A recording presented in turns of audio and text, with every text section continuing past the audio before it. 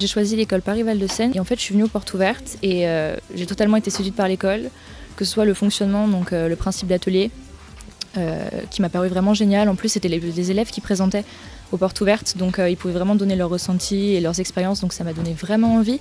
Après du coup j'ai pu visiter toute l'école, les locaux, donc les salles, les ateliers, les amphis. J'ai tout de suite été conquise et puis j'ai vu aussi tous les travaux des élèves, les maquettes, les planches, les dessins aquarelles, et j'ai trouvé ça super beau et je me suis dit c'est sûr je veux faire ça et je veux faire ça ici. J'ai choisi l'école d'architecture Paris-Val de Seine parce que j'ai rencontré des étudiants qui m'ont parlé de la pédagogie de l'école, la manière dont fonctionnaient les ateliers.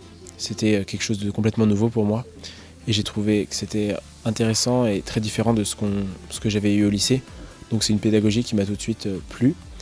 Ensuite les locaux de l'école sont quand même assez incroyables. On a une bibliothèque qui est vraiment formidable et le quartier dans lequel se trouve l'école est dynamique, en changement et très agréable à vivre au quotidien puisque nous sommes à proximité de la fac, pas du tout excentré par rapport aux autres centres universitaires de Paris. Et un dernier point qui m'a fait choisir l'école Paris-Val de Seine, ce sont ses partenariats internationaux, ces programmes d'échange sur tous les continents qui sont vraiment exceptionnels, des partenariats avec des universités d'architecture prestigieuses aux États-Unis, au Japon, et c'est vraiment un plus que possède cette école par rapport aux autres qui a fait vraiment la différence pour moi lors du choix de l'école.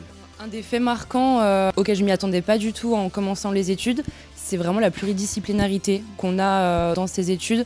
Je ne pensais pas faire de la photographie, des cours d'art plastique aussi divers ou même de montage vidéo, ce genre de choses. Je pensais vraiment m'arrêter à des cours de dessin technique, de construction, de structure et au final, je pense que ça apporte une certaine ouverture. Cette école aussi, c'est qu'il y a pas mal d'associations qui s'occupent un peu de tout ce dont on peut avoir besoin quand on est dans une école d'architecture.